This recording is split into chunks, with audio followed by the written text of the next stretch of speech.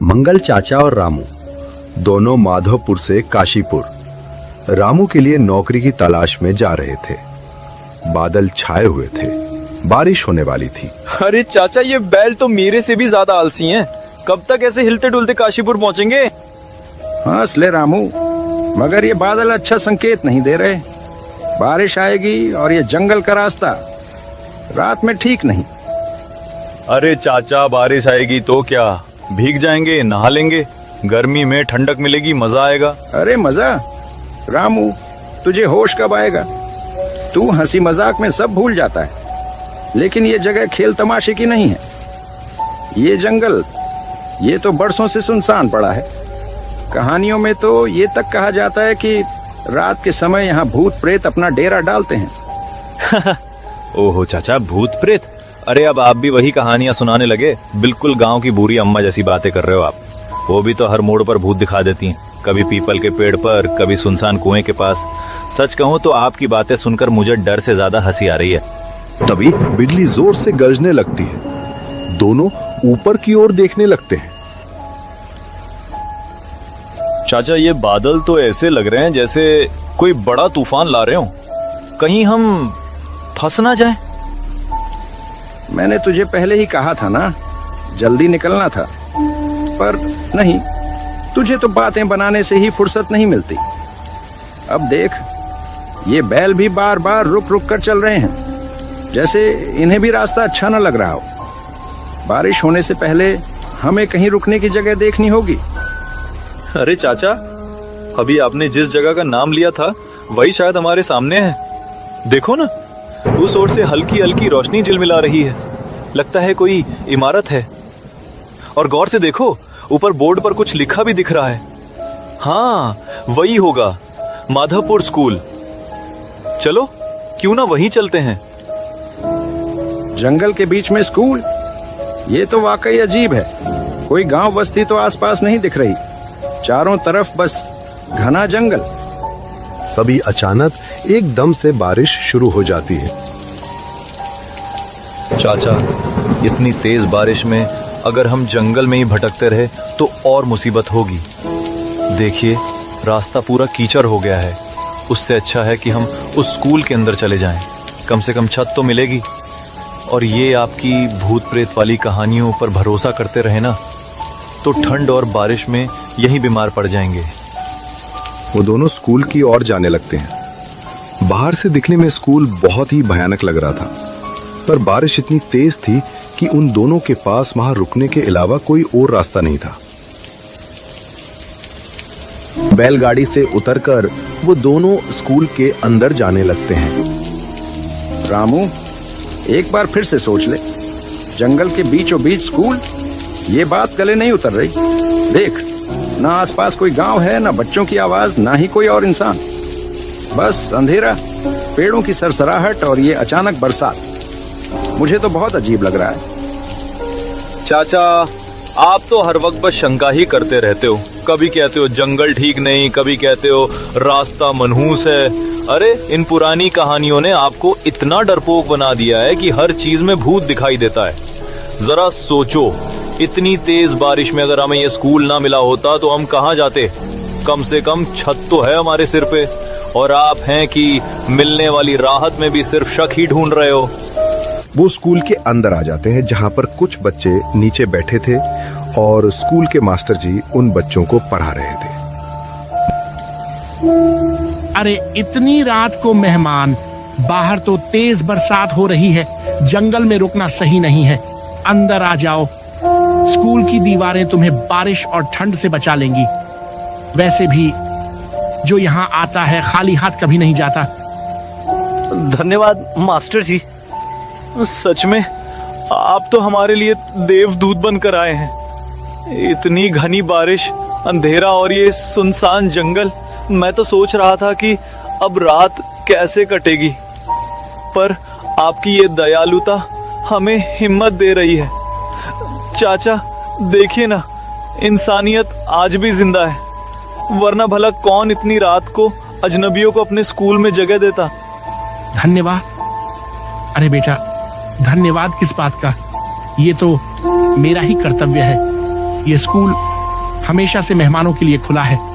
तुम जैसे मुसाफिर तो अक्सर ही यहाँ आ जाते हैं, बारिश में, अंधेरे में, रास्ता भटककर, या शायद रास्ता ढूंढते ढूंढते खुद यहाँ पहुंच जाते हैं। वो सारे लोग स्कूल के अंदर वाले कमरे में आ जाते हैं, जहां पर मास्टर जी और मंगल चाचा पलंग पर बैठ जाते हैं और रामू बच्चों के साथ हंसी मजाक करने लगता है। अरे रामू अंकल, आपको डर नहीं लगता क्या? इतनी रात को इस सुनसान जंगल में, और अब इस पुराने स्कूल में बैठे हुए, बिल्कुल भी डर नहीं लगता? अरे पगले, डर नाम की चीज तो मैं सुबह के नाश्ते के साथ खा जाता हूँ। बड़े बड़े पहलवान तक कांपते हैं मेरे सामने। डर तो खुद मुझे देख के छुप जाता है। और तेरे रामू अंकल तो ऐसे हैं कि भूत भी सामने आ जाए तो पहले रामू से पूछेगा, भाई साहब यहाँ बैठने की जगह है क्या? आपको बिल्कुल डर नहीं लगता क्या? इतनी रात को बाहर आंधी बारिश, बिजली की कड़क, और ये सुनसान स्कूल। हम बच्चों को तो जरा जरा सी आवाज पर डर लग जाता है, लेकिन आप तो हंसते खेलते रहते हैं। क्या आप कभी सच में डरते ही नहीं, या फिर हमें हिम्मत दिलाने के लिए बस दिखावा करते हैं? अरे बेटा, डर नाम की चीज तो मैंने कब की जेब से निकाल कर फेंक दी। बचपन से ही गांव के शेर जैसा रहा हूँ मैं। रात के अंधेरे में लोग खिड़की दरवाजा बंद कर लेते थे और मैं अकेला खेतों में निकल जाता था। कई बार तो जंगली कुत्ते तक मेरा रास्ता देखकर पलट गए। डर वो तो मेरे लिए वैसे ही है जैसे धूल पैर की ठोकर से उड़ गया। अच्छा, तो तुम इतने हिम्मत वाले हो रामू? बड़ी बड़ी बातें करना आसान होता है, पर असली हिम्मत तो तब साबित होती है जब दिल की धड़कनें खुद तुम्हें धोखा देने लगें। चलो, आज मैं सबको एक कहानी सुनाता हूं, फिर देखेंगे ये तुम्हारी हिम्मत कितनी देर तक साथ देती है। बेटा, इस स्कूल की पुरानी दीवारों में बहुत राज छिपे हैं। कहते हैं कई साल पहले एक पूरी क्लास अचानक ऐसे गायब हो गई जैसे हवा में घुल गई हो। पर अजीब बात यह है, उनकी आवाजें अब भी रात में सुनाई देती हैं। पता नहीं ये सच है या बस लोगों का वहम। अरे मास्टर जी, आपकी कहानी सुनकर तो लग रहा है जैसे आप भी उसी गायब हुई क्लास के हेड मास्टर थे। इतनी पुरानी बातें सुनाकर हमें डराएंगे? हम तो गांव के रहने वाले हैं, यहाँ की हवा पानी से ज्यादा किसी चीज से नहीं डरते। ठीक है बेटा, तुम हंसी मजाक बनाते रहो। जब सामने आएगा तब असली ताकत का पता चल ही जाएगा। चलो बच्चों, अब तुम्हारा पढ़ाई का समय हो गया है। इन अंकल को सोने दो, हम चलते हैं। रामू, तुझे कुछ अजीब नहीं लगता इन लोगों के बारे में? मुझे तो इनकी बातें ही कुछ ठीक नहीं लगती, और जिस तरह से हाव भाव बदलते हैं उसमें भी कुछ गड़बड़ है। जैसे ये सब वैसा नहीं है जैसा दिख रहे हैं। अरे चाचा, फिर से शुरू हो गए। भूत कुछ नहीं होते। आपने देखा नहीं क्या कैसे वो बच्चे मेरे साथ खेल रहे थे? अगर भूत होते तो क्या ऐसे हंसते खेलते मेरे साथ समय बिताते? देखो रामू, ये दुनिया हमेशा वैसी नहीं होती जैसी आंखों को दिखती है। कभी कभी इंसान को वही नजर आता है जो उसे देखना चाहिए। असलियत तो परछाइयों के पीछे छिपी होती है। तुम्हें लग रहा है सब ठीक है, बच्चे खेल रहे हैं, हंसी मजाक हो रहा है, लेकिन बेटा, रात का समय धोखा देने में सबसे तेज होता है। खैर, अभी तुम थक गए होगे, सो जाओ। रात धीरे धीरे कट गई। रामू सो गया। वहीं मंगल चाचा पलंग पर बैठा रहा, खिड़की से आती ठंडी हवा और बारिश की आवाज सुनते हुए। अगले दिन रामू और मंगल चाचा जाने के लिए तैयार खड़े थे। अंकल, आप मत जाइए ना। मुझे बिल्कुल भी अच्छा नहीं लग रहा कि आप वहाँ जाएं। आप यही हमारे पास रहें। हम सब चाहते हैं कि आप हमारे साथ ही रहें। अरे बेटा, मुझे जाना तो पड़ेगा, पर कोई बात नहीं, डर मत। मैं वापस आता आता तुमसे मिल के जाऊंगा। तब तक तुम यही पढ़ाई करो, अपने दोस्तों के साथ खेलो और अपनी पढ़ाई पर ध्यान दो। कोई बात नहीं बच्चों, अंकल को जाने दो, आप चिंता मत करो। ये अंकल अब हमारे पास ही रहेंगे, चाहे वे खुद को दूर समझें या समय उन्हें यहाँ लाने में देर करे, फिर भी वे हमेशा यहीं आएंगे। बस तुम लोग शांत रहो, अपनी पढ़ाई पर ध्यान दो और कोई फिक्र मत करो। मंगल और रामू बैलगाड़ी पर बैठते हैं और काशीपुर की ओर बढ़ने लगते हैं। अरे रामू, तुमने मास्टर जी की वो बात सुनी? उसने जो अंदाज अपनाया था, मुझे तो उसकी आंखों में एक अजीब सी चमक दिखी, जैसे अंदर से वह बहुत खुश है और कुछ छुपा रहा हो। सच में उसकी यह खुशी और वो रहस्यमय हाव भाव, कुछ तो गड़बड़ है। हाँ चाचा, उसकी ये बात मैंने भी ध्यान से सुनी। भला मैं उनके साथ क्यों रहूं? लगता था जैसे मानो मैं कोई काम करने नहीं आया, बल्कि स्कूल में फिर से दाखिला लेने आया हूं। सच में उसकी बातों और हाव भाव में कुछ अजीब मजाक था, जो सुनकर हंसी भी आती है और हल्का डर भी महसूस होता है। मैं भी तो कब से तुम्हें यही समझाने की कोशिश कर रहा था रामू, पर तुम हो कि मेरी बात सुनने को तैयार ही नहीं थे। बार बार मुझे ये सब कहना पड़ा और तुम फिर भी अपनी समझ पर टिके रहे। खैर, शुक्र है भगवान का कि अब हम आखिरकार काशीपुर पहुंचने वाले हैं। देखो, अब जो भी होगा हम दोनों साथ हैं और सब ठीक रहेगा। दोनों काशीपुर चाय की टपरी पर रुकते हैं। कल रात से ही हम ठंड और बारिश में फंसे रहे और न हमें थोड़ी गर्म चाय मिली, न कुछ खाने को। और वह मास्टर जी, क्या कहूं, ऐसा मास्टर पहले कभी देखा ही नहीं। उसने न हमसे चाय के लिए पूछा, न खाने के लिए कोई बात की। ऐसा लग रहा था जैसे हम यहाँ बस वक्त काटने के लिए ही बैठे हों। ये बातें, ये हंसी मजाक, आप सच में नहीं जानते कि वहाँ क्या सच है। आपको असली सच का कोई अंदाजा तक नहीं है। वो मास्टर, वो स्कूल, वहाँ जो हुआ, उसकी हकीकत आपके समझ से बाहर है।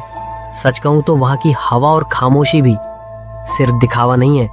हर चीज में कुछ तो गहरा और डरावना है। डरावना, वो तो मुझे भी थोड़ा सा लगा, पर सच कहूं तो उन बच्चों से मिलकर अच्छा ही लगा। जो डर हमें लग रहा था वो तो कहीं गायब ही हो गया।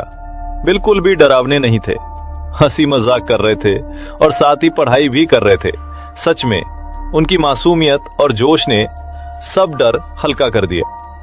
अरे भाई, ये तुम क्या कह रहे हो? वो स्कूल इतने सालों से बंद है। वहां के बच्चे और मास्टर जी ये तो कब के मर चुके हैं। सच में उस स्कूल में एक हादसा हुआ था और वही हादसा उनकी मौत का कारण बना। तुम्हें लगता है कि वहां कोई अब जी रहा है? नहीं, सब खत्म हो चुका है।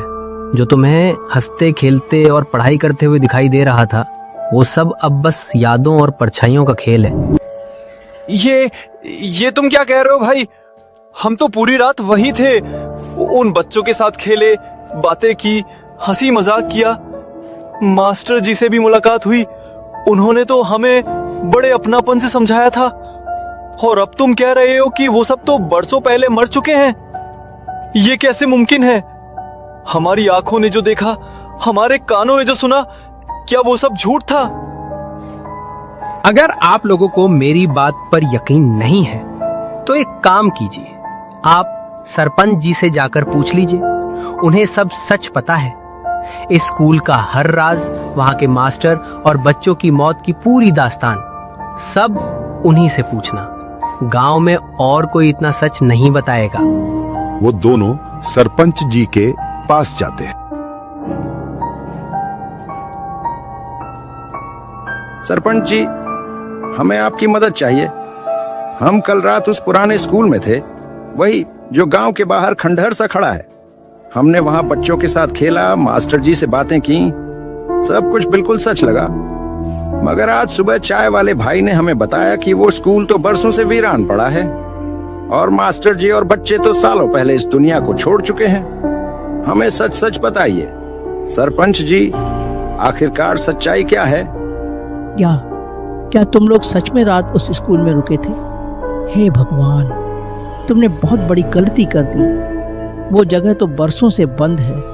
वहां ना कोई मास्टर जी है, ना कोई बच्चे, सबकी आत्माएं हैं। अब जब तुम वहां रात गुजार चुके हो तो इसका मतलब है कि तुम उनकी नजरों में आ गए हो। अम्मा, कृपया हमें कोई रास्ता दिखाइए। अब क्या हो सकता है? हम तो अनजाने में ही वहां ठहर गए थे। वो हादसा क्या था, हमें पूरा सच जानना है, ताकि हम समझ पाए कि अब हमें किस मुसीबत का सामना करना पड़ेगा। बेटा, सालों पहले उस मास्टर ने बच्चों को स्कूल में कैद कर लिया था। गांव वाले उन्हें बचा न सके, गुस्से में स्कूल जला दिया। मास्टर और बच्चे सब उसी आग में खत्म हो गए। तब से उनकी रूहें वहीं भटक रही हैं, और जो भी वहां जाता है वो उनकी नजरों में आ जाता है। अब तुम दोनों को आज की रात निकालनी होगी। हाँ बेटा, अगर तुम ये एक रात बच गए तो फिर कोई तुम्हारा कुछ नहीं बिगाड़ पाएगा, लेकिन याद रखना ये रात आसान नहीं होगी। हर पल तुम्हारी हिम्मत की परीक्षा होगी। सरपंच जी, हमें आपकी मदद की जरूरत है। क्या आप हमें आज की रात कहीं रुकने के लिए जगह दे सकते हैं? हम बहुत थक चुके हैं और अब तो डर भी और गहरा गया है। बस इतनी गुजारिश है कि कहीं ऐसा ठिकाना बता दीजिए जहां हम चैन से रात काट सकें। सरपंच उन दोनों को अपने साथ आपके पुराने घर में ले आता है। रात भी हो गई थी, अब बस एक रात की बात थी सब ठीक होने के लिए।